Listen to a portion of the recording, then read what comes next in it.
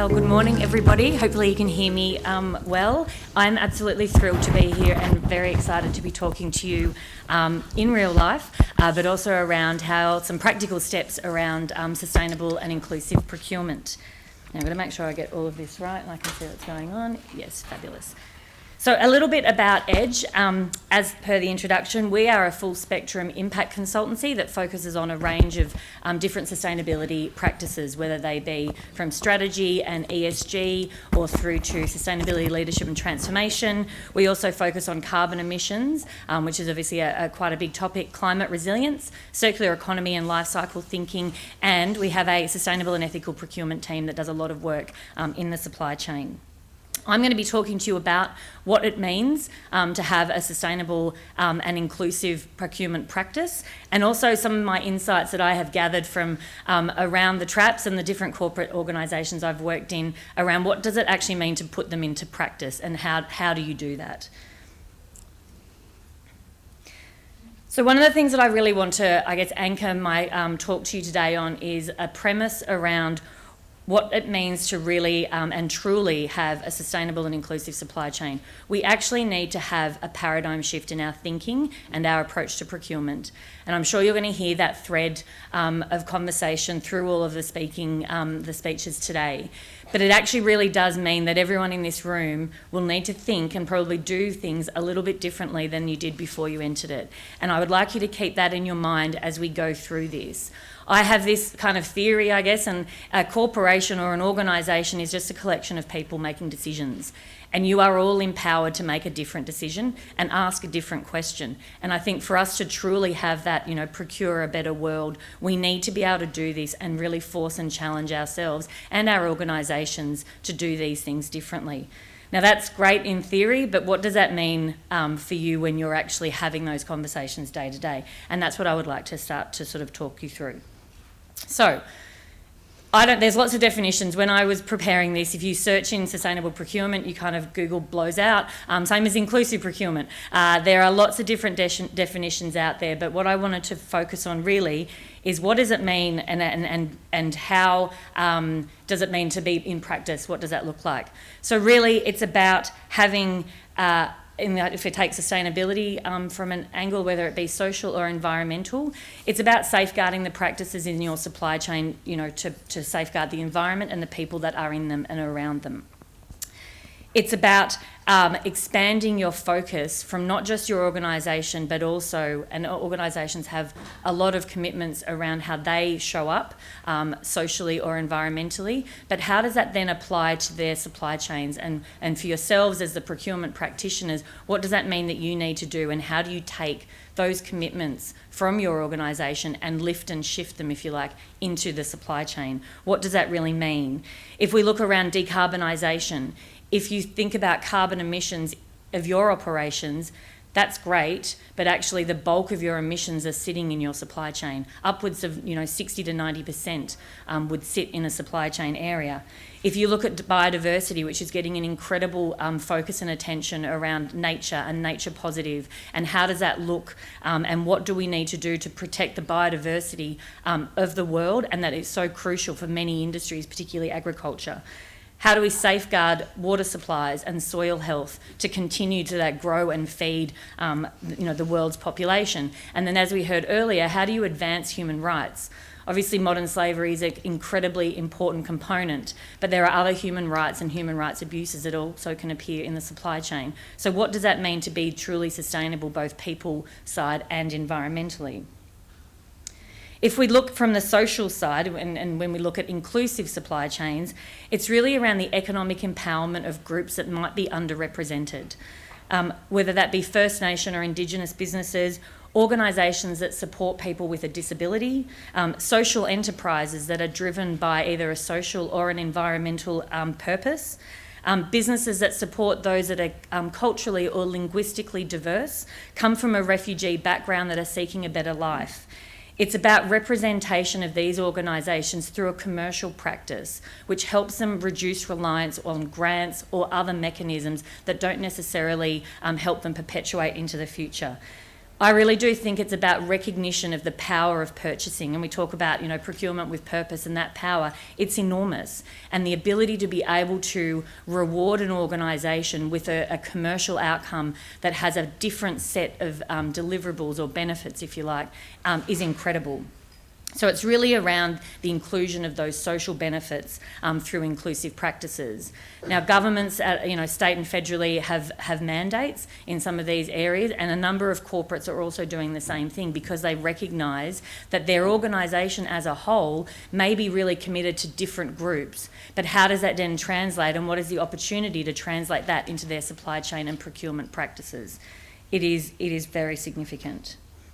And so that broad range of benefits from a purchase is probably untapped and unquantified in many cases.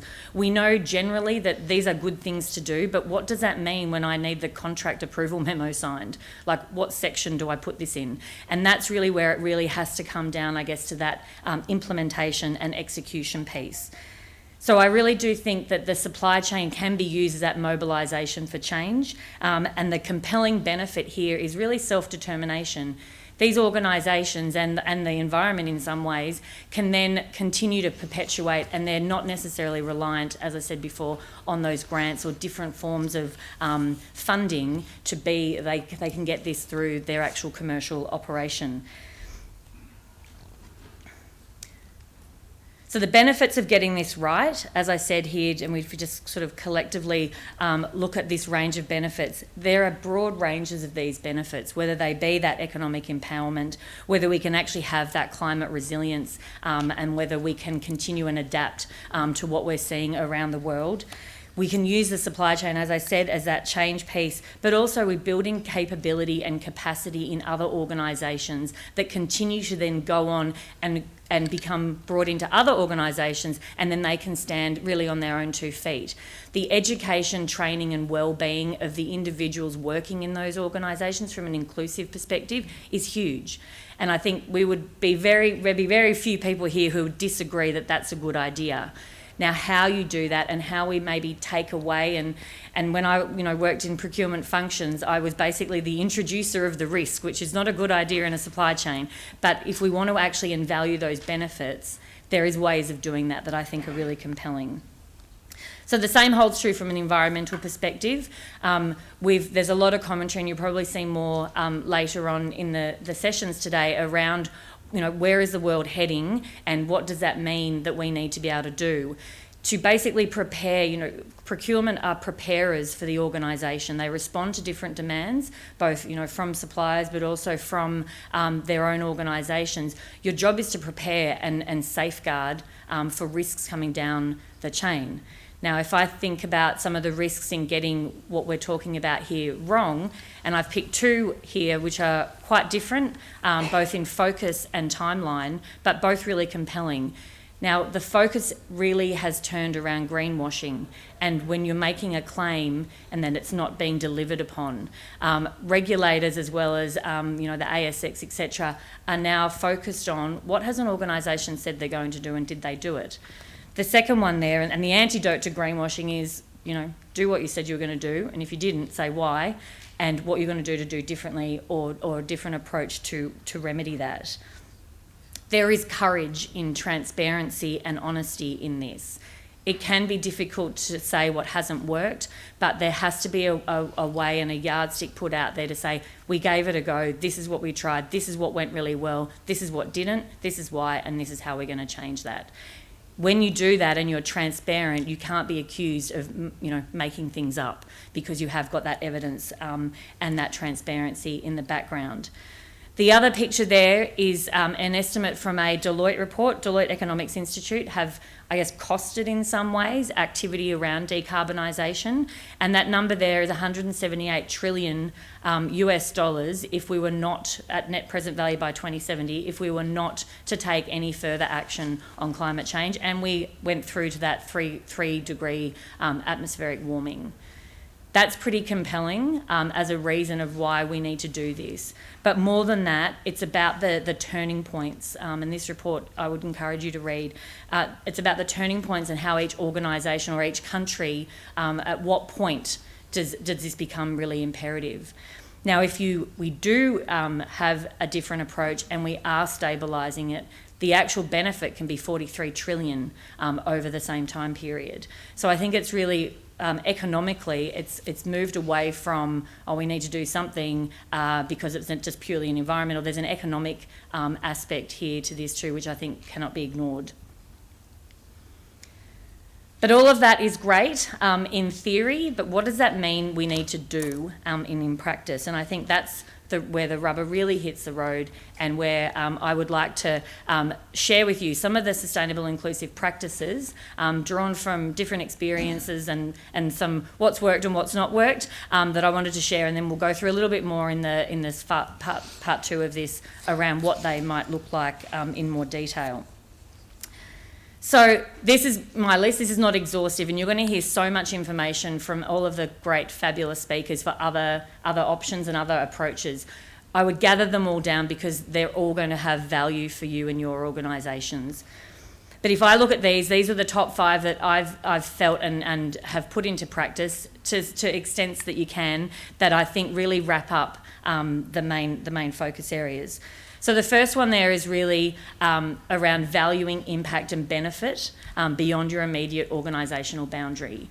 Now, when we talk about procurement and supply chain sustainability from an economic perspective, we're talking about managing risk, business continuity, etc.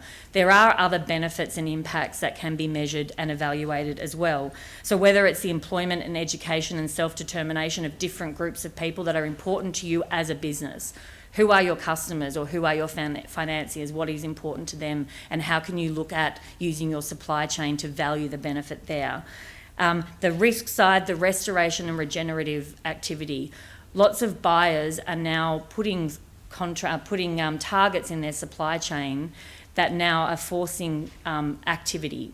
So Coca-Cola European Partners has come out with a sustainability-linked loan to incentivise that kind of activity with their suppliers in their supply chain. They've also required their suppliers to, adopt a science-based target, start working on renewable energy, and actually disclosing data. And data is one of the underpinning challenges and opportunities in all of this, because the more data we have, sometimes the more we can be confused, but also the more we can hone in on where those most material impacts are and what are those benefits that we can elicit from what we're doing. If we start talking about the measuring the financial and non-financial, it's almost around putting it in the memo and taking it out when it's not relevant. It's having that mindset of we have financial benefits that we're realising or savings that we're realising, but perhaps there is a way of not having as much as we needed in the first place. If there's a $2 million on the table, maybe just take $1 million of it and let the other $1 million go back into some of those non-financial areas, because overall that will shore you up in the longer term. But how do you actually measure them? They will be very dependent on each organisation and what those opportunities are.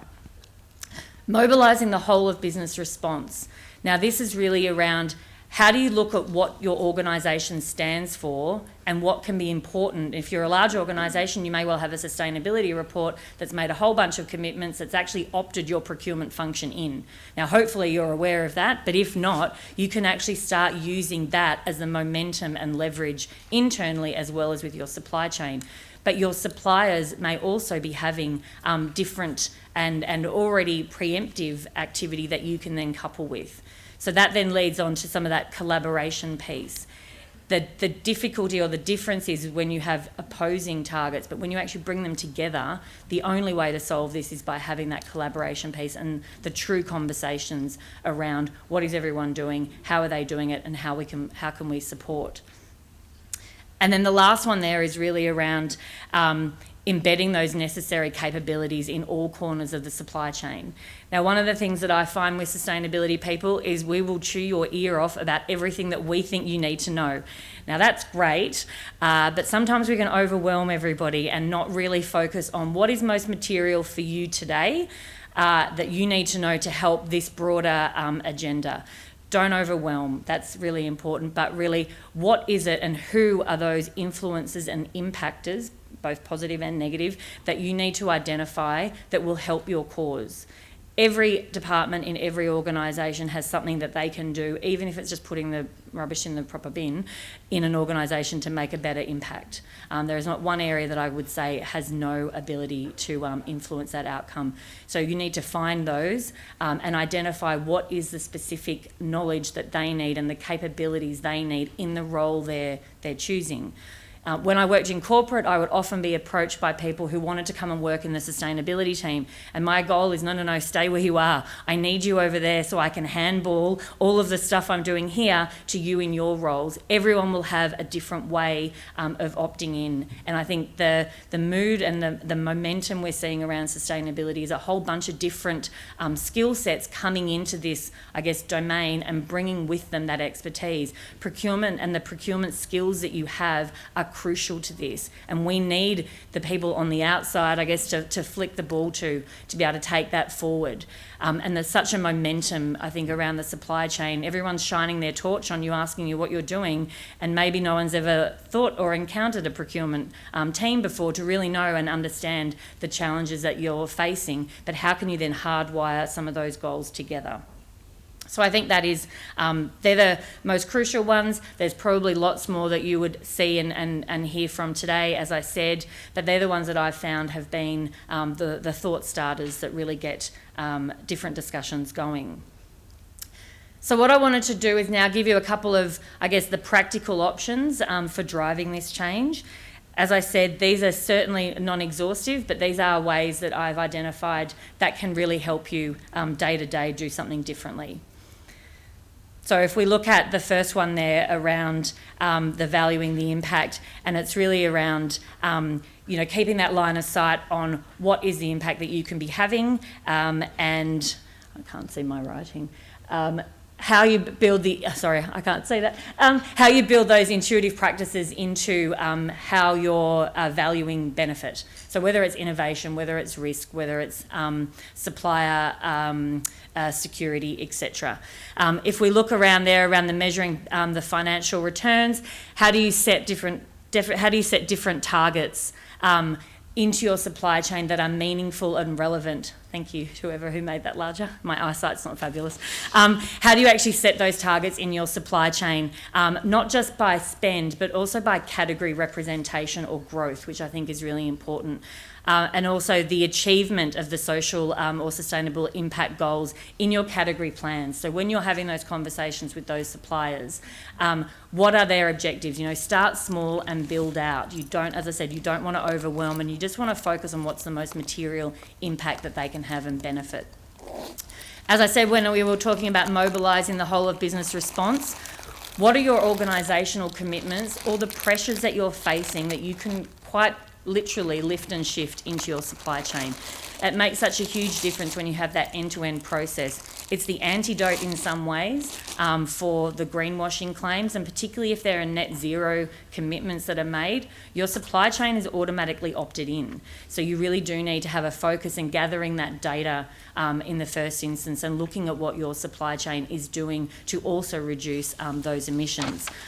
One of my favourite options is what we would call like a sustainability top to top.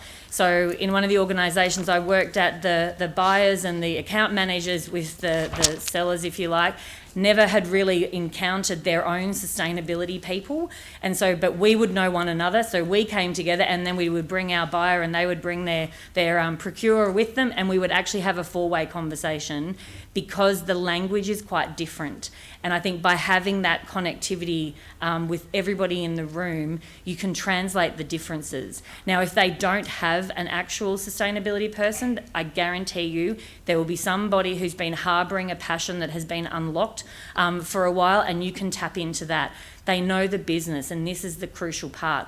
If you already know how the organisation works and why it exists in the world through its products or services that it provides, there will be a way to angle that around sustainability. And I think that is one of the best ways you can really partner up and just have the conversation and see what happens. The second last one there is around, shifting from product to service to that strategic collaboration. So those that we heard before, for those that are doing the right thing, reward them. I had a supplier once ask me, if we do all this stuff, are we going to get a longer contract? And I'm like, Well, you'd hope so, because it makes it a more, strategic relationship. So yes, so why not? Why wouldn't we partner with you over a longer term period to make that a better outcome, because we're collaborating on those things? The other one also, and this is around the inclusivity piece, and it sparks terror sometimes around unbundling a contract, but if you have a great big contract, there is no smaller supplier that's going to be able to deal with that by definition. So break a piece off, because the benefit of doing that far outweighs the extra admin that it would take to have to manage that. And there's lots of different organisations that actually have different arms, if you like, or different areas of focus on building those segments of the community, rather than just going for grants or going for some of the, one-off engagements. You can actually use your supply chain to build their capability so they can win work elsewhere and get to the point where they can do the big contracts. Now, there's a lot of, there's risk, there's uncertainty, there's time, but the outcome and the benefit is incredibly important, and I think definitely worth the extra management that might be surrounding that. The last one there is around, and as I mentioned, the mapping the organisational capabilities. Now, every department will have a role to play, but not everyone is going to be most material to the objectives that you're focusing on at the time. So, for example, if you are reporting on a whole bunch of data, particularly around different supply chain initiatives, your buying, or your spend, category representation, finance people can help you actually build up the reports that you need. Rather than you doing it, when you're in procurement, you're doing 200 other things, how do you then make that important for another area of the business because it's delivering on a broader organisational strategy? Don't overwhelm, and just stick with the process and the most material activity that they are going to be able to benefit from. The other option there is around where can you partner with your supplier and actually help them build their business. And there's lots of organisations that do that routinely, and the goal there really is that they become self-sufficient and don't need your help anymore. That is the goal. The more they can get revenue and contracts elsewhere, you've done your job as a procurer. There's some of the tips, I guess. I wanted to leave time for questions. I think we have 10 minutes for questions, and happy to take any that have come through or answer if I'm unable to answer today. All right. A round of applause first. I'm sorry for my bad eyesight. I can't read anything. Okay, so questions. So jump onto Slido. There's a QR code on your table. There's a QR code there. First of all, where sustainable and inclusive obligations are embedded in contracts but suppliers don't meet them, what incentives/penalties have you seen work well? That's a great question. Definitely. Look, the threat of not having a contract anymore seems to be quite motivating, but also not always possible, because there's not a lot of variability in some categories. So I think it's really about understanding why that hasn't been achieved. Is it, and you can kind of go through the triangle of controls, if you like. Is it just we didn't understand it, we don't have a person that does this, we don't really know what you mean, and we just said yes because at the time we were signing it and just thought it was a good idea, through to I am a recalcitrant and I'm going to dig my heels in and not do this. That comes down to how is your relationship with your supplier, and can you have that conversation to say, hey, what's going on? You haven't met it. Hopefully you've had some connectivity with them during the contract and you don't know right at the end that they didn't do it. They're the conversations I think need to have. I've had instances where I've had those top-to-top meetings where the team I'm dealing with, I was in the procurement function but not a procurer, the team I was dealing with were not the sustainability counterpoint that I needed. I escalated to them and said, this is a pressure for your overall organisation. You've made commitments out here that are not being honoured in this contract. Because everyone makes great commitments externally, but sometimes they get a little bit lost in translation. Every now and again you can bring them to the table and go, you've actually said you were going to do this, but you're not doing it here. How can we help you? It's an uncomfortable conversation, but it's one that has to be had. And don't let, if you have got specific clauses or commitments made, don't let the contract run and then find out that they haven't been done. It needs higher management, even if the value is quite small, because you want to make sure everyone is doing, what they said they were going to do on the tin. Thank you. All right, next question is, how do we move negotiations from cost to value to help drive a more sustainable outcome? That's an interesting one. I have this theory that you can put a price on anything, but I don't know that that's actually going to be the easiest way of doing it. It's about what else is important to an organisation. So if it's just cost, and it's like this contract was 8 million and now it's 6 million, or I need it to be 6 million because of something else, where are you drawing the boundary line? So is it in this particular negotiation, in this scenario, it costs this, but if I take it wider and there's going to be something else that's more valuable out there, the innovation piece, the risk mitigation, co-reputation benefits, longer term supply, that it's not so much a dollar value, but it's something that's important. And I think how you represent that, whether it's a rating system, whether it's a 1 to 5, whether it's a way of scoring it, whether it's preferred supplier approved or more strategic, and how you measure them. That's probably the hardest part. If you take, for example, an enterprise that supports people with a disability and you want to measure the spend, what is the benefit of that spend to that organisation? There are ways, it's difficult, but there are ways of saying, okay, they've got four people have now in full-time employment. What does that mean economically? I think the more you can translate that back into your contract evaluation process and have qualitative and quantitative ways of representing that, that is one way of doing it. Thank you. Where can small socially beneficial organisations go for mentoring to develop their skills and understanding of the formal tendering processes? That's a great question, and having worked in a large financial institution that had a very strong program on this, we actually ran a lot of ancillary support. There are, I do believe there are organisations and consultancies, ours is one, but there are others, who can support on the breakdown of here's what a procurement process is, this is what it means. Some of my presentation, there's links in that have different guidebooks, and I think the other speaker was talking about different links and materials out there. Depending on how big the organisation is, they may have a team around, supplier capability.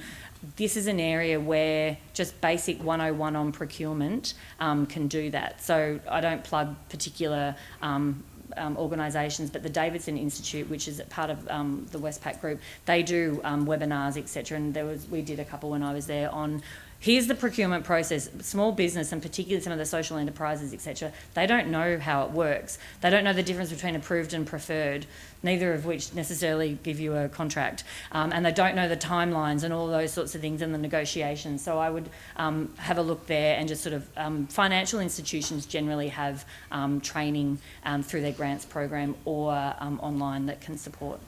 Okay. And how do you recommend we rate and record a supplier's sustainability compliance and how they could improve it? So different ways of doing it. If it's a reactive type thing, so a lot of organisations will have responsible sourcing or ethical sourcing code of conduct. The code of conduct will make a whole bunch of different, you must do this. A good way of doing it is you have a scorecard that assesses the extent to which it is done, 1 to 5 scores, and then you can tally that up. And I would recommend, rather than going with absolutes, you go with percent improvement.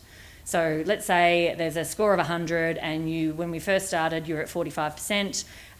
My goal as a buyer for you as a supplier would be to get to 55% in the next 12 months. And then you can sort of pick what are the most material issues. So it is a way of tracking it. There are ways of checking that's on the reactive side. On the proactive side, whether it's inclusive practices and looking at social procurement around tier 2 introduction. So how many tier 2 suppliers have you brought in? The most you can quantify, the better, or percent improvement or percent lift, either in spend or expansion. So they would be the way of doing it. And really, it's about having not a separate scorecard. It's a componentry of your existing measures, that how you would measure supplier performance generally. You want it integrated, because eventually we won't need to talk about this because it's just part of how we buy. Okay, and finally, do you believe RFX processes should be simplified and tailored to suit social and Indigenous enterprises? Interesting question. I think one of the points that I couldn't read earlier was around weighting your evaluation in your RFX process.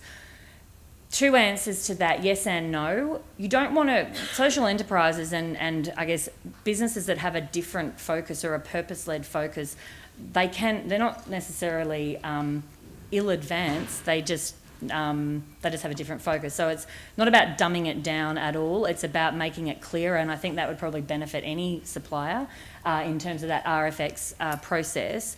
I think there is a way of making things smaller and more manageable, particularly for organisations that are quite attached to location or where the population of their kind of target cohort or target population live. So you can say, okay, we want to do a national cleaning contract, but actually where we're really focused on for our First Nations business, they've got a great presence in, Western Sydney or WA or, Victoria, and then we want to break that down because that's where those individuals live and work and they need to be local. So yes, to break that down, but also to portion some out. And do you need everything to be competitive?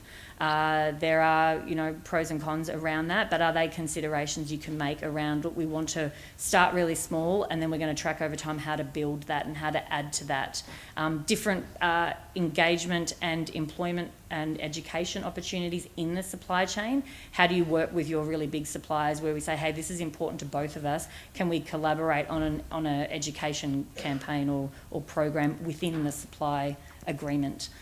So I think yes and no. It's really about understanding, is this clear? It goes back to the first question around, how does the procurement process work, and making that clear and then having the RFX attached to that.